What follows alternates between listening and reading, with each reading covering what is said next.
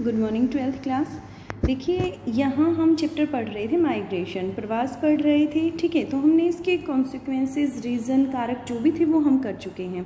अब यहाँ हम देखेंगे इसके कॉन्सिक्वेंसेस। ठीक है, अभी तक हमने इसके फैक्टर्स देखे थे, ठीक है, कारक देखे थे, और अब हम इसके परिणाम देखेंगे कि इसके परिणाम क्या क्या हैं। ठीक है, तो सबसे पहले देखिए इसके परिणाम बहुत सारे हो सकते हैं। ठीक है, जैसे कि इकोनॉमिक रिजल्ट हो सकते हैं।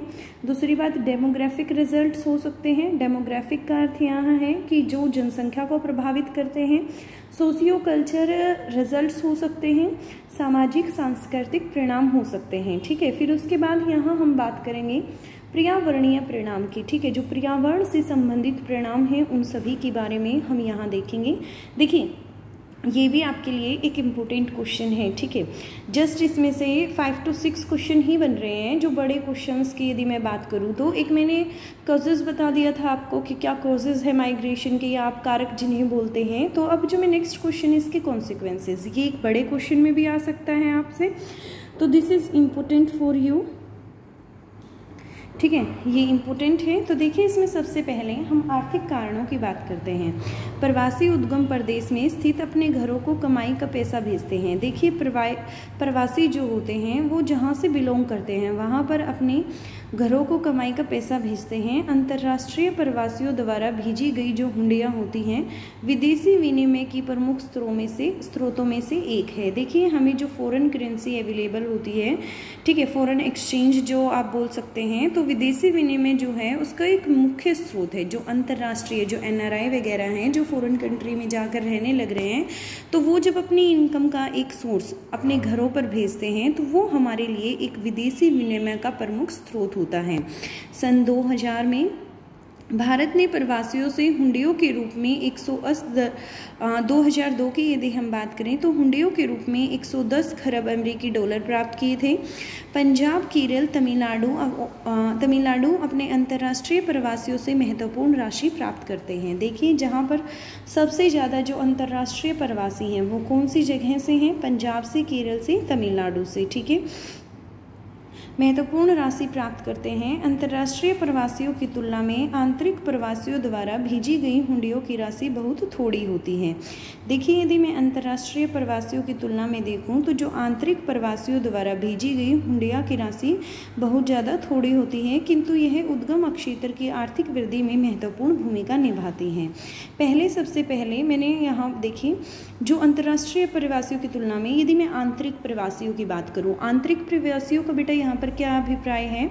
जो जैसे कि मैंने आपको बताया उत्तर प्रदेश से, बिहार से कुछ व्यक्ति जैसे मान लो हरियाणा में काम करने के लिए आते हैं तो उन्हें हम आंतरिक प्रवासी कहेंगे। तो ये जो बेटा जो अंतर्राष्ट्रीय प्रवासी होते हैं, अंतर्राष्ट्रीय प्रवासी कौन से होते हैं? जो हमारे देश को छोड़कर किसी अन्य देश में जाकर बस गए हैं उसे हम अंतर्राष्ट्रीय प्रवासी कहेंगे। तो देखिए अंतर्राष्ट्रीय जो प्रवासी होते हैं वह एक भारी रकम अपने घर परिवार के लिए भेजते हैं। ठीक है, लेकिन यदि मैं यहाँ पर आंतरिक प्रवासियों की बात करूँ तो आंतरिक प्रवासी जो हैं वह कम मात्रा में राशि को घर पर भेजते हैं, लेकिन फिर भी वह उनकी आर्थिक वृद्धि के लिए महत्वपूर्ण भूमिका निभाती हैं।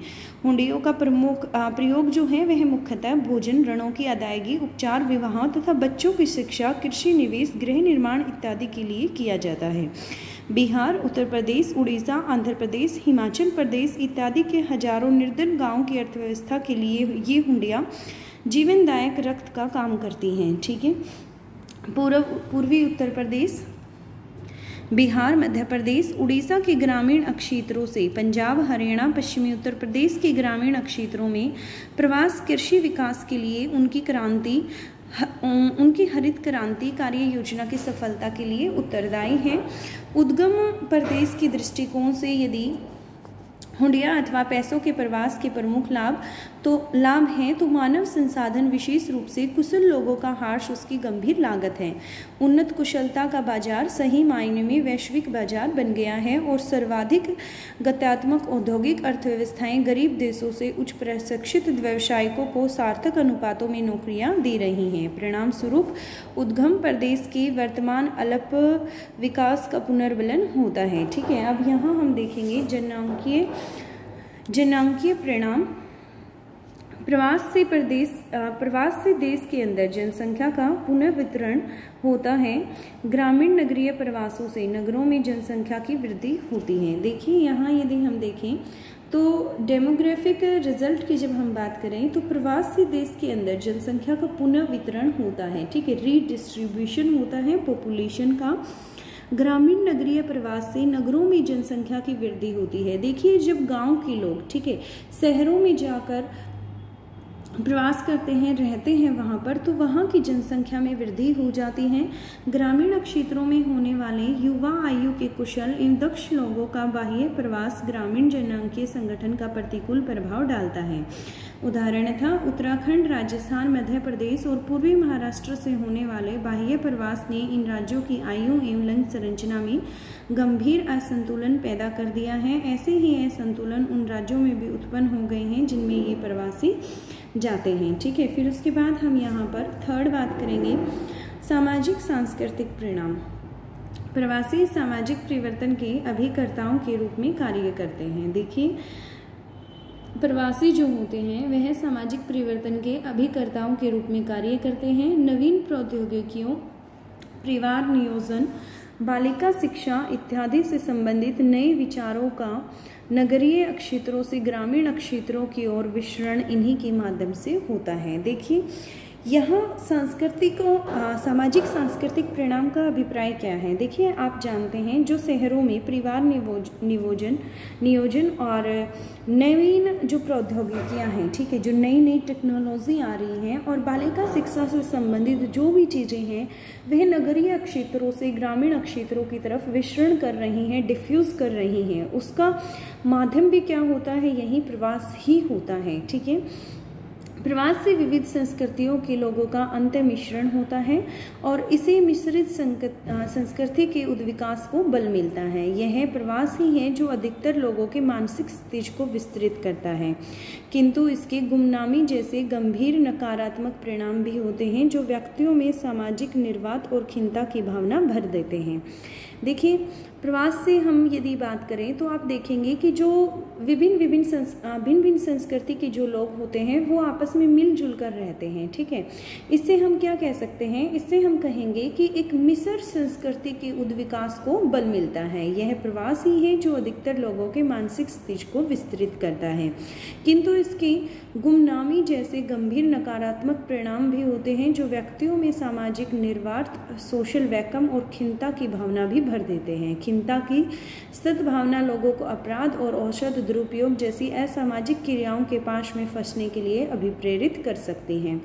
उद्गम प्रदेश से दूर आकर बसने से मनुष्य पर सामाजिक नियंत्रण नहीं रहता है। देखिए यदि वह कोई भी मनुष्य यदि अपने ओरिजिन प्लेस से जो उसका उद्गम स्थान है वहाँ से वह किसी अन्य स्थान पर जाकर बसता है तो वहाँ पर उस पर सामाजिक नियंत्रण नहीं रहता है, वह अपनी जड़ों से कट जाता है और अनैतिक क्रियाओं में लिप्त हो जाता है, ठीक है। फिर देखिए ये यहाँ पर जो आपको बताया गया है ये पॉजिटिव और नेगेटिव दो फैक्टर आपके सामने एक्सप्लेन किए हैं। एक तो ये एक्सप्लेन किया गया है आपके सामने कि जब भी कोई गांव से शहर की तरफ बसता है तो वहाँ पर न्यू टेक्नोलॉजी है, कुछ प्लानिंग्स हैं, कुछ प्लान्स हैं, एजुकेशन से रिलेटेड हैं, फिर जो गर्ल्स चाइल्ड हैं उनके एजुकेशन से रिलेटेड जो भी प्लान्स हैं वो सारे के सारे डिफ्यूज़ होते हैं गाँव की तरफ शहरों से, ठीक है। तो ये एक डेवलपमेंट का ये एक पॉजिटिव फैक्टर हो गया। दूसरा पॉजिटिव फैक्टर ये हो गया कि जो भिन्न जो संस्कृति है लोगों की वो आपस में जब मिलजुल कर रहते हैं तो सिचुएशन कुछ ऐसी क्रिएट होती है कि जब वो आपस में मिलजुल कर रहेंगे तो उनसे एक मिश्रित संस्कृति की स्थापना होगी, उद्विकास होगा उसका। और नेगेटिव पॉइंट यहाँ पर ये कहता है कि जब कोई व्यक्ति, ठीक है, यहाँ से देखिए आप कि जब कोई व्यक्ति अपने उद्गम स्थान को छोड़कर कहीं और आकर बसता है तो ठीक है, तो उस स्थिति में क्या होता है, उसकी जो जड़ें होती हैं, जो उसका मूल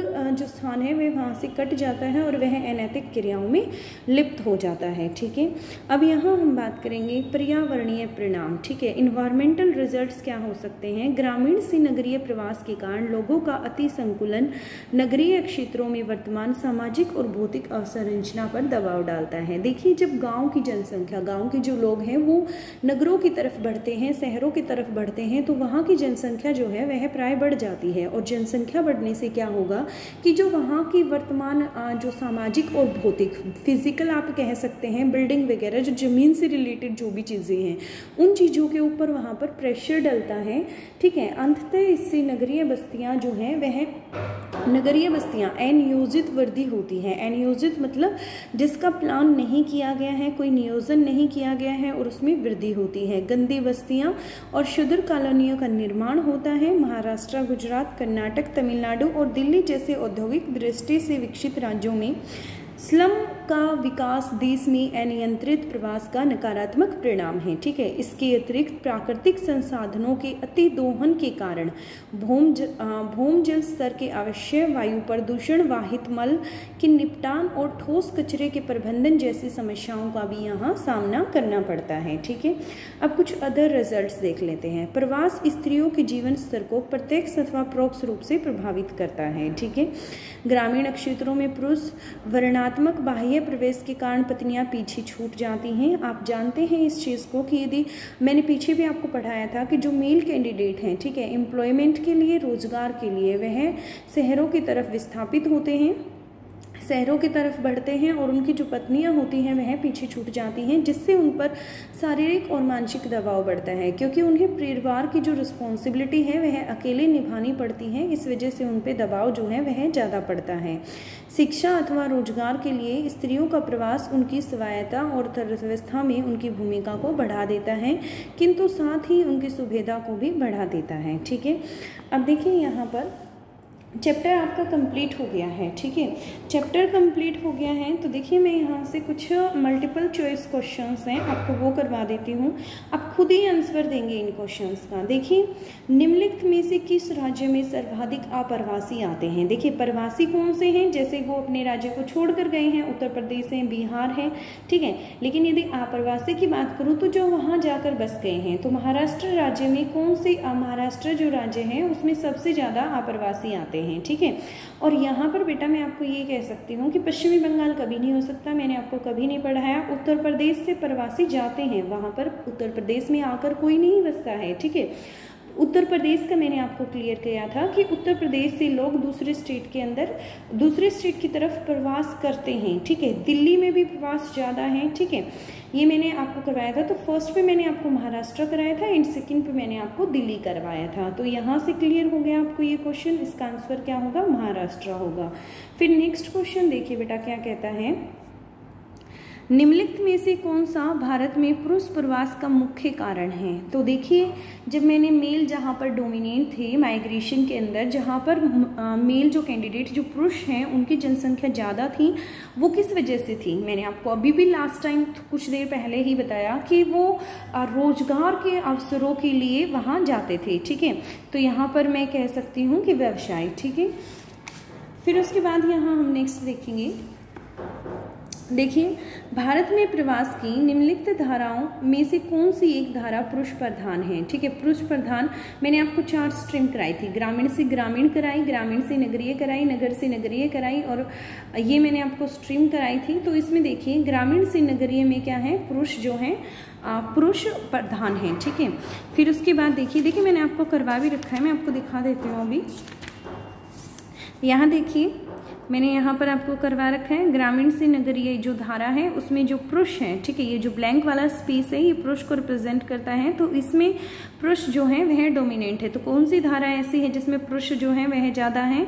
तो वह ग्रामीण से नगरीय है, ठीक है। अब आपको हमेशा ये लर्न रहेगा।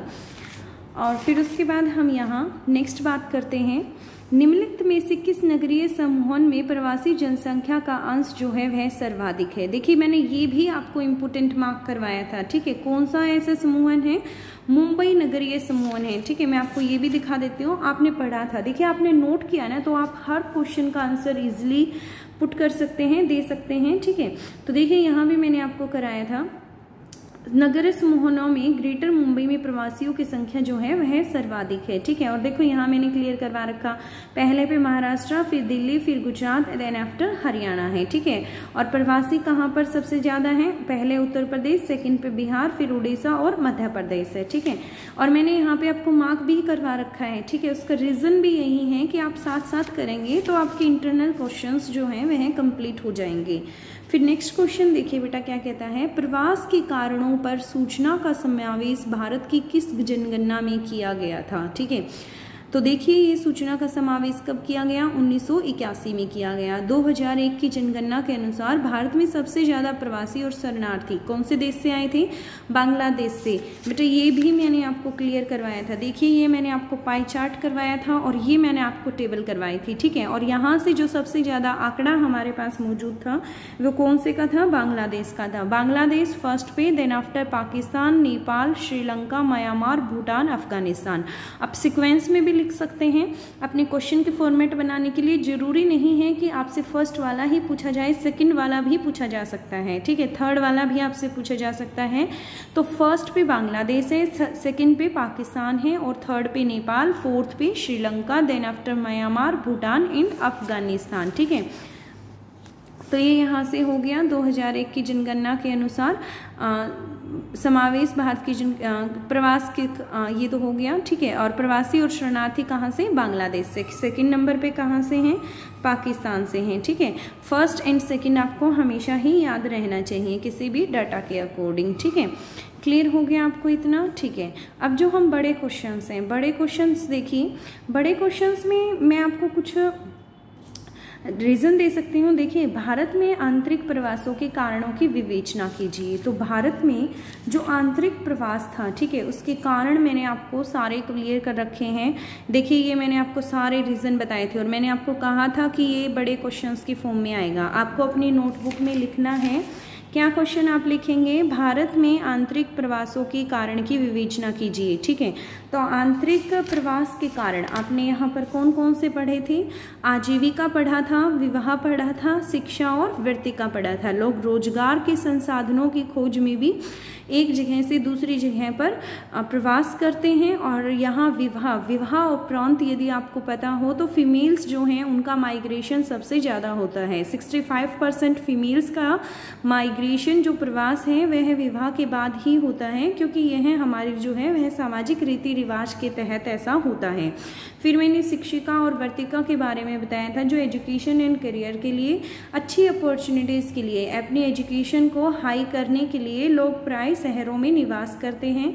सामाजिक असुरक्षा एवं प्रकोप की वजह से भी लोग शहरों में निवास करते हैं। ये 4 पॉइंट आपके पास हैं और ये बड़े क्वेश्चन में आपसे पूछी भी गए हैं, ठीक है। फिर नेक्स्ट देखिए बेटा क्या बोला गया है, प्रवास की जननांकीय और सामाजिक सांस्कृतिक प्रभाव क्या क्या है। ये भी बड़े क्वेश्चन में है, दोनों क्वेश्चन आपको राइट डाउन करने हैं, ठीक है। तो देखिए जननांकीय मैंने आपको यहाँ से ये क्लियर करवाया था, आज ही अभी करवाया है, जननांकीय करवाया है। फिर उसके बाद मैंने आपको सामाजिक सांस्कृतिक परिणाम भी करवाए थे, ठीक है। दोनों ही आपको अपनी नोटबुक में राइट डाउन करने हैं, ठीक है, और इन्हें लर्न भी करना है, ठीक है। 2 क्वेश्चंस आपके यहाँ से क्लियर हो गए और मंडे को इन्हीं 2 क्वेश्चंस का मैं आपका टेस्ट लूँगी, ठीक है। दीज आर 2 क्वेश्चंस जो आपको टेस्ट देने हैं। और इंग्लिश मीडियम वाले जो स्टूडेंट्स हैं वो अपने टेक्सचुअल्स क्वेश्चंस का टेस्ट देंगे। क्लियर हो गया इतना आपको।